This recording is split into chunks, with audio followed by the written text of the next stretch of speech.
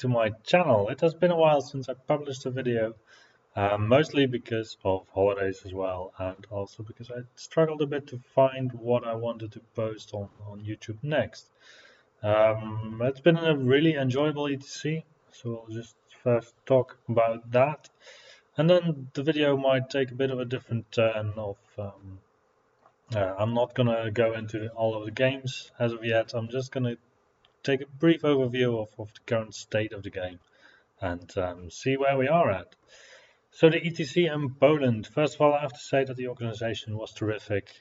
Everything went really smoothly as far as I was concerned. So obviously I don't have a very good view of what happens behind the scenes.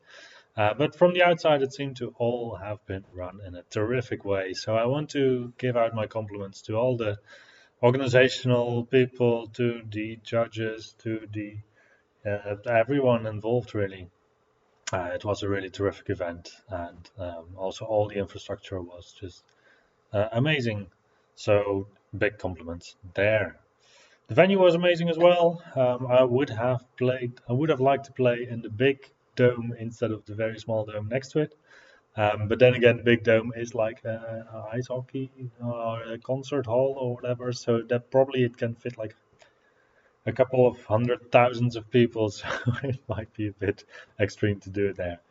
So basically, the venue, it was like a very big arena dome kind of thing, but they had like a smaller hall next to the venue, and that is where we were actually playing the games. For those who are not there, it was still a very nice venue though. Then also the players, every single player that I encountered was very relaxed this year. So compared to about 2 years ago, I would say that the atmosphere was way more relaxed and people were just enjoying the games and having a good time generally. So that's a bit of a contrast, I would say, to the much more tense atmosphere that was around a couple of years ago. So yeah, congratulations to all players to give a very relaxed atmosphere. And then we have the major point of the ETC this year. Everybody seems to be anxious about the future of the game. So that has to do with the fact that Old World has been popping up. Age of Sigmar is still a strong competitor. And also the game is in need of some change, I would say. So I'll get into that a bit later. Let's just first go through how my performance was at the ETC. We played against these different teams. I can see if I can get a pointer on the screen. There we go. So first we faced off against Finland. It was quite a nice draw to get at the start of the tournament. I played against the lovely Juha Tuominen. He was playing with his Kingdom of Aquitaine, and we had a very tense game in terms of ups and downs. And in the end, the coin fell in his favor with an 18-point score for him. I will go into the games a bit more in detail later, but in follow-up videos. But it was a game that just turned around all the time. Like he needed a very long charge. He didn't make it, I believe, and then I couldn't really capitalize on that on my turn other than to give him an overrun on an 11. He took the overrun and he made it, but his BSB also went into a block of mine, and then his BSB just broke on the charge or something. I got a counter charge in the side of one of his night buses, but then again he still won combat by 6 or so. It was a lot of weird stuff was going on there, so I also don't feel like this score really represents the matchup as it should have been. I had it as a slightly green matchup for me. I think I expected like 13 points, and I think that is also quite a reasonable score to estimate. So that was a bit of a downer for me. Luckily, the rest of the team did manage to. I don't remember what we did as a team, but it wasn't too bad for me to have this score, I believe. Then we have Luxembourg, Vermin Swarm, Leopold Levrangi. He was a lovely guy. We played a nice game. Um, Basically, the Slav chosen against Vermintworm, it's just you run in and you just start grinding. Um, and what a lot of Vermintworm players don't realize is that sure you have a Doomblade, but I can just charge in with the first unit and knock out the Doomblade guy, lose my unit, sure, don't really care, because after the Doomblade is gone, nothing in the army can really harm me that much. So I am willing to sacrifice an entire unit just to knock out the Doomblade, and then from then on, it's just mopping everything up really. It's not as simple as I presented now, because this score did require me to kill his dictator in the last turn of the game with the breath weapon of my chosen lord and dragon. That was a very, very cheeky play of my dragon there. I did really appreciate it. He didn't appreciate it that much, which I can imagine. But he wasn't salty about it. He just went like, yeah, okay, sure, that happened. And I think my sportsmanship score would have been a little bit lower there than his. So compliments to Leopold for taking this like a champ. And I would very gladly play him another time. Then we had Argentina Empire of Sunstyle. This was a list with mostly knights, but not a fully tooled up knight unit, so not with all the bells and whistles. Also double units of riders with repeater guns. And riders with repeater guns are quite good against targets that don't really are not that very survivable against shooting. But if you have 60 wounds of resilience 5 chosen, then it doesn't really matter that much. So we were putting down everything on the table, and I must give some good congratulations to Jorge, I can't pronounce his name, for just sticking out and continuing to try and get some points. But it was just a hopeless matchup for him. So yeah, very well played. But if you play this matchup 10 times, you'll get this score 9 times out of 10.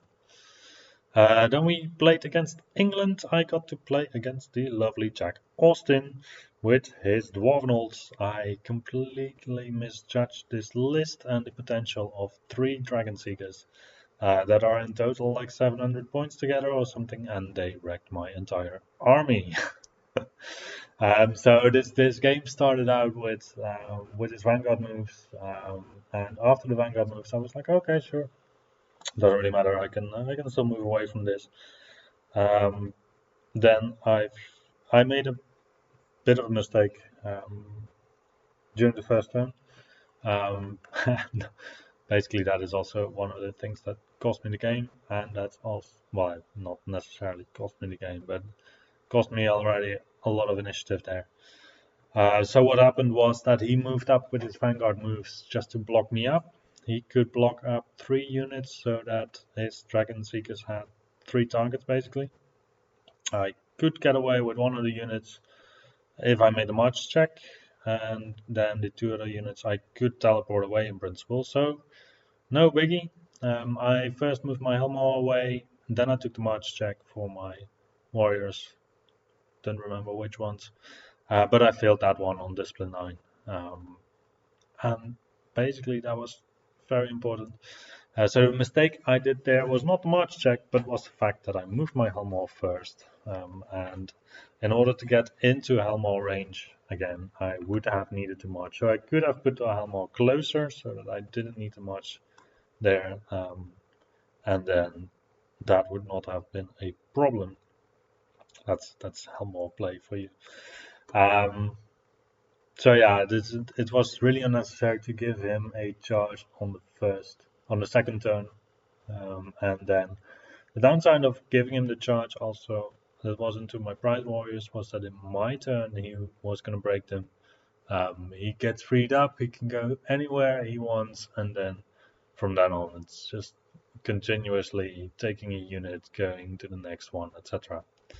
So in a rematch, this score would be different probably because I wouldn't engage at all. So it would be like a 7 to me instead of a 0.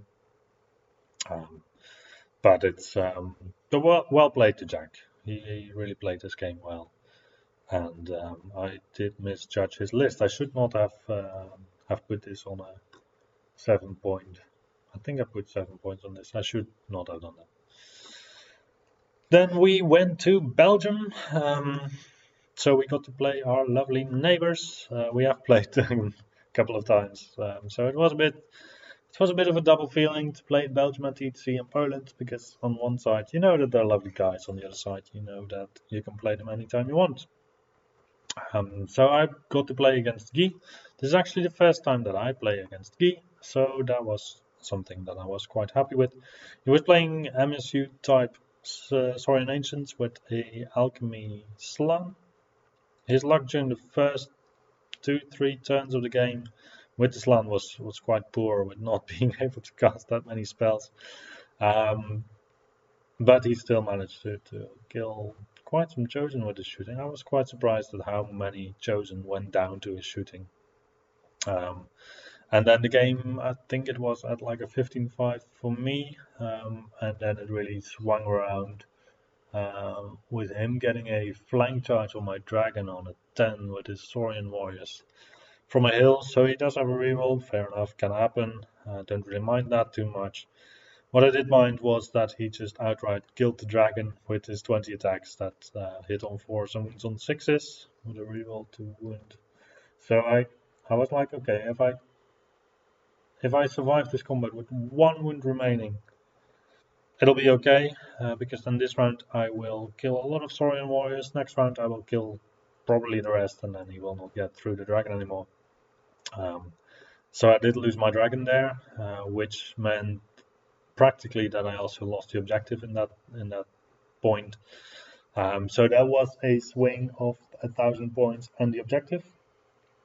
And then afterwards, he had a Slan that was fleeing. I could teleport my barbarians so that I could charge him the next round.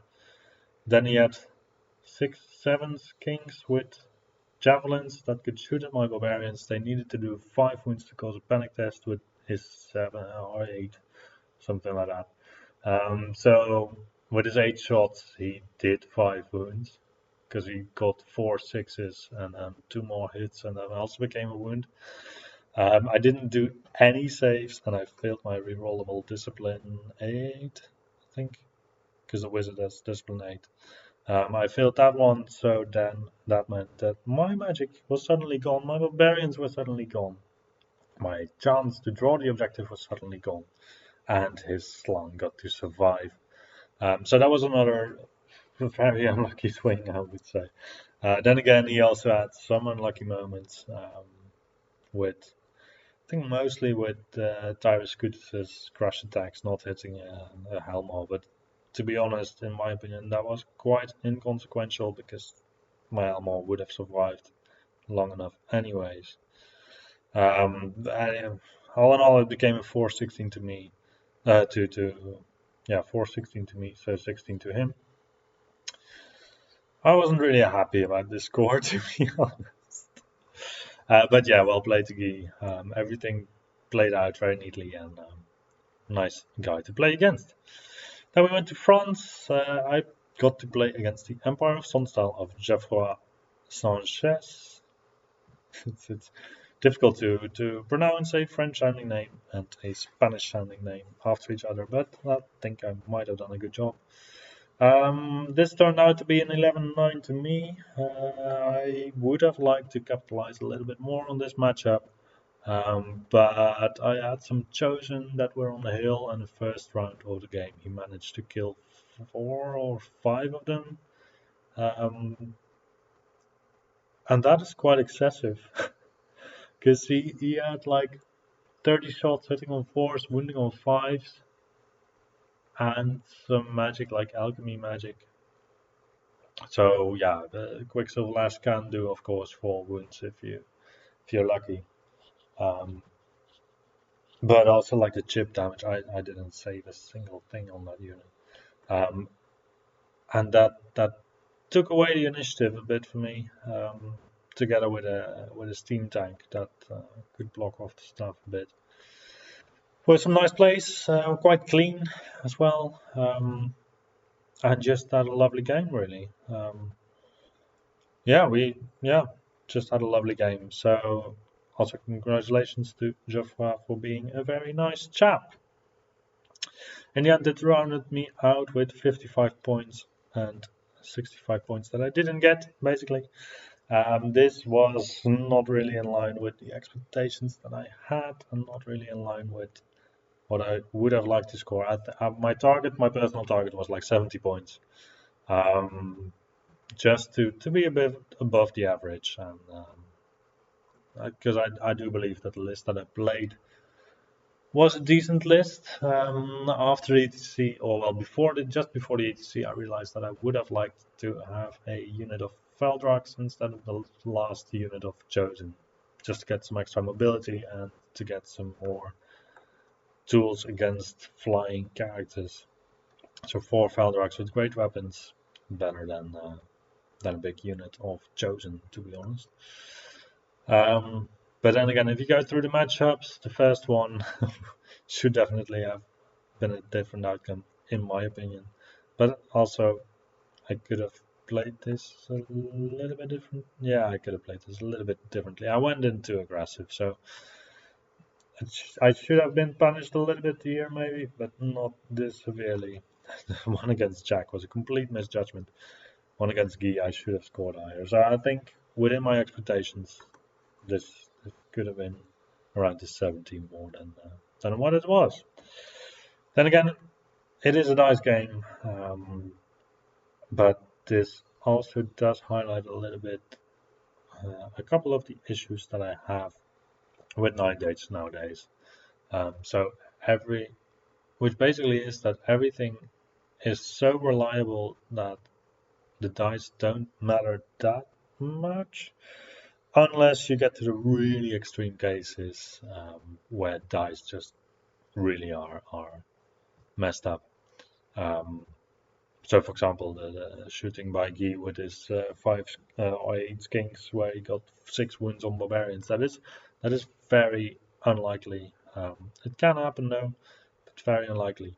But all the edge cases are kind of covered with like minimized discipline rerolls everywhere for discipline. So that I don't know if you get what I mean, but I'll get into it a little bit more with the battle reports as well, I think. Then, yeah, major topic at the ETC, to be honest. What's going to happen to the Ninth Age over the upcoming year or years?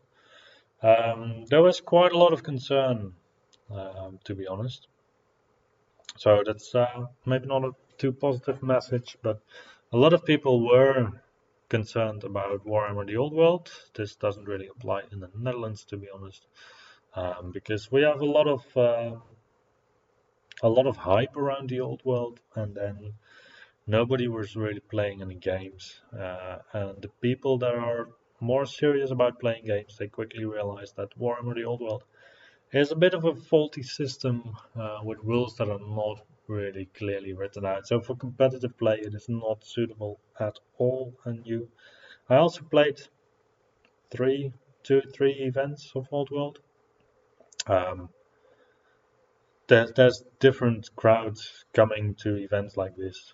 So 50-50, I would say, competitive players. Or, well, you can also have like an event with 20 players and then you have 3 players to play the game seriously, and the rest is just there to see what happens if you unleash fanatics over the board. And that is a clash of communities, really. So the competitive players, they don't really feel welcome. I don't really feel welcome as a competitive player in the old world scene. And the non-competitive players, they also don't really want competitive players at events.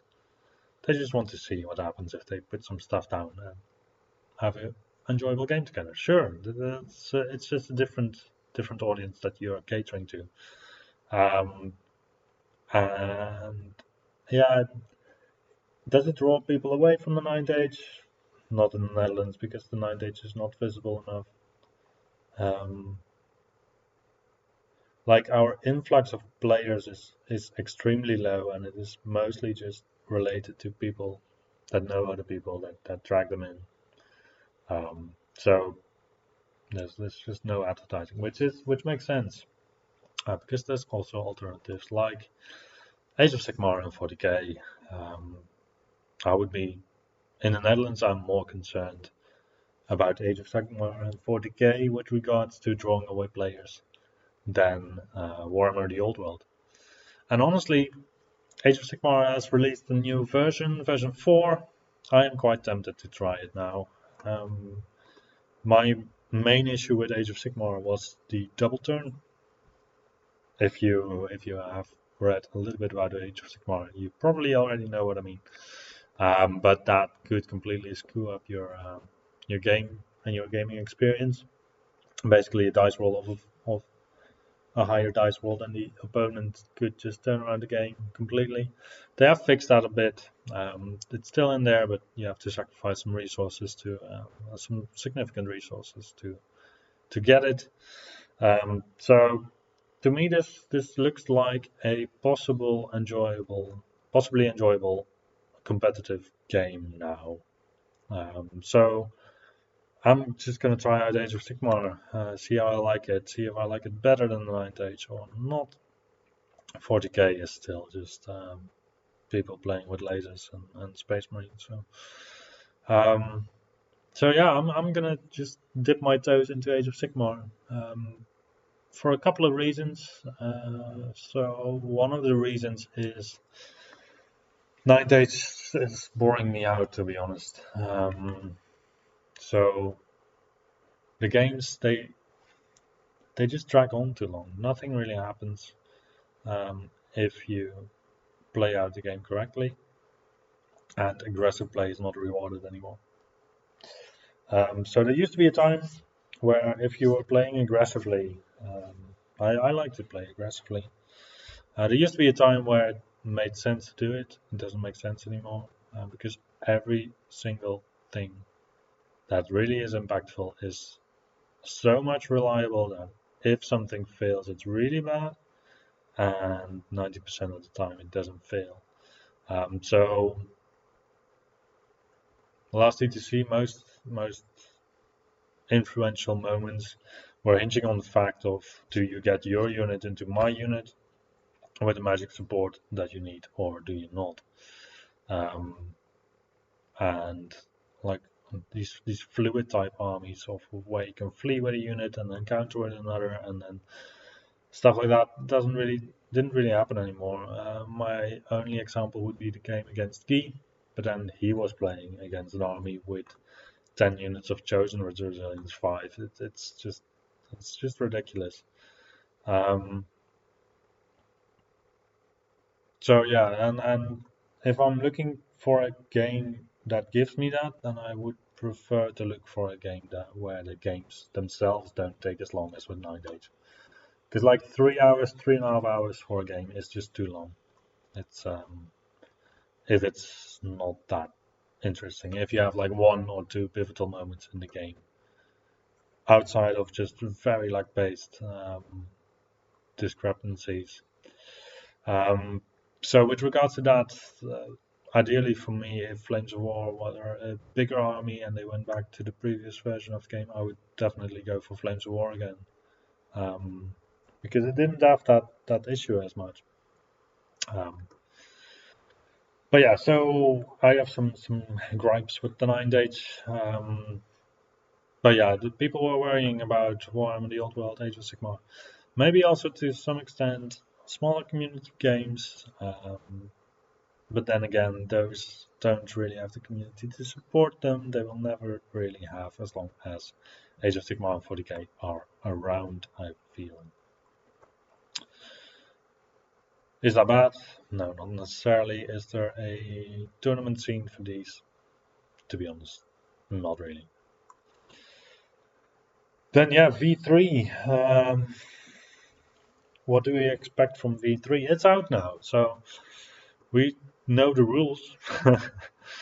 um, for me personally, it's like it's a consideration of like what what should V3 bring to keep in the old players and bring in new players? Um, I would personally say that you need to accommodate to the wishes of the old players.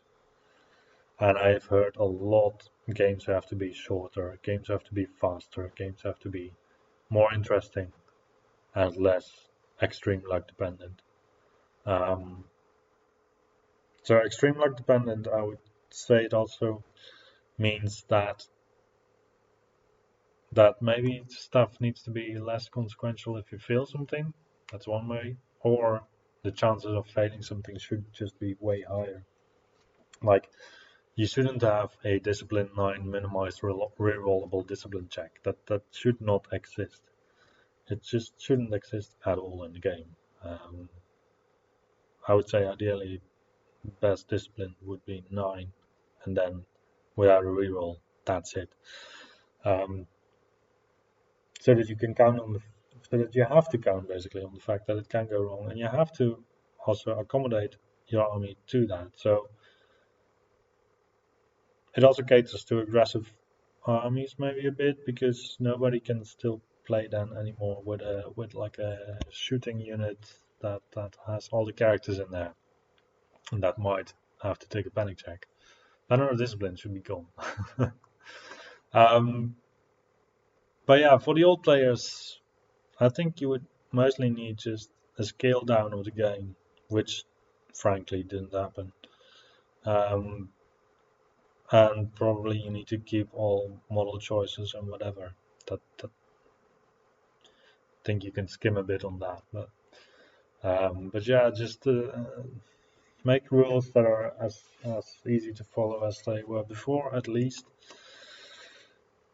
Um, and yeah, just fix this problem of everything being so reliable that the really extreme dice spikes are really consequential. That is just takes out the fun of the game for me at least. New players, um, yeah, it basically follow what Age of Sigmar is doing. Age of Sigmar is advertising its game as a very accessible game. Sure, the prices are horrendous, um, but they also started with just a format where you can play with your starter box of your army and just have an enjoyable game. And you don't need that much, to be honest. So you do get a little bit of the army feel, but you don't have to invest, I don't know, 500 euros into the game. And that will help. I would scale down the 9th age to 3000 points max. But then again, yeah, people don't want that. I feel like 9th age is really catering to the play style that is like semi-defensive. So you have your little thing, you do some damage at range, but not too much. You're not a full gun line, but once people come to you, you can smack them down. So basically, the Infernal Dwarves, High Elves playstyle. And I think in the end, if everybody's playing that, it's going to be an utterly boring game. Because the matchups, you know what's going to happen. And that is something sad. Aggressive play is not being rewarded in 9th age. So I think that most of the interesting games where people really push and stuff like that, it's gonna disappear if 9th age is continuing the way it is. So for me, what is the effect of all this? I'm gonna dip my toes into Age of Sigmar. I have a first event lined up at the end of September here in Eindhoven. Just trying to survive with my cute little beginner Stormcast Eternals army. So yeah, it's going to be mostly focused around that. I am looking still a little bit for a community of that gives a bit more tactical discussions, a bit more in depth with regards to Age of Sigmar. So if you know anything, please let me know. And I'm on the side. I'm just going to follow the developments of 9th HV3. But I don't see myself playing a game in the close foreseeable future. It's also like army depend. I've been looking at a couple of different armies that interest me. Honestly, Dread Elves has been kind of wrecked. Um, so you don't have the +1 to hit for the elves anymore. Basically, everybody got +1 to wound as long as they're stat fast, which Dread Elves is never going to be. So the other armies are going to be. So they wound as well as your Dread Elves. The shooting is toned down to 15% of your army, which is negligible. Hunting chariots are still okay. That's something. But basically, there's no single reason to take any of the special elf infantry, not even the core elf infantry, because, well, spears have been nerfed significantly, so you don't need the spear elves. The militants have no AP whatsoever and don't really have any benefits. The crossbows, well, you're restricted to 15% anyway, and they're not even that good anymore because all the academy trained rules, they just are out of the window. Then you have corsairs that never really appealed to me. In special infantry, you have judicators that are just downright worse than forest rangers and swordmasters. You have obsidian guard that are also in the same bracket.